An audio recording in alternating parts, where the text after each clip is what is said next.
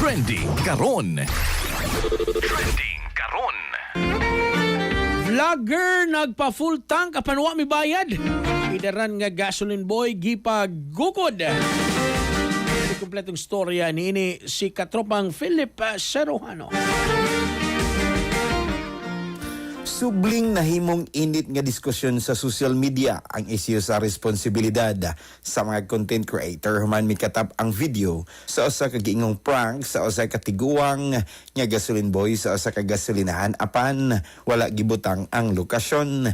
Sa maong insidente nagpakarga og full tank ang usa ka vlogger apan wala dayon mobayad. Inay gipagukod sa maong vlogger ang gasoline boy samtang nagdaga ng ilang sakyanan bisan pa man nga kabahin na sa ubang online content ang prank videos. Gi-question sa publiko ang epekto niini sa mga individual nga mahimong biktima sa pipila ka mga ingon niini nga content. Kasagaran man mobayad ra usab sa uwahi ang vlogger ug usahay dunay kauban nga tabang o regalo apan giingon sa mga kritiko nga giisip kini nga kawalay respeto sa mga trabahante sama sa gasoline boy nga nagdepende sa adlaw-adlaw nga kita.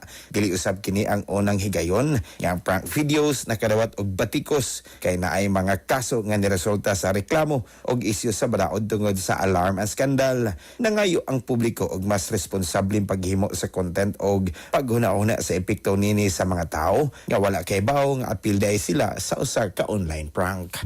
Para sa itong mga tropa nga mga kalakinan, kinsa na problema na sila lawas ng kalibay. Karong mga tropa, di na ka na ang ikabalaka. Gamikan kay ang Turbo Dietary Food Supplement for Men.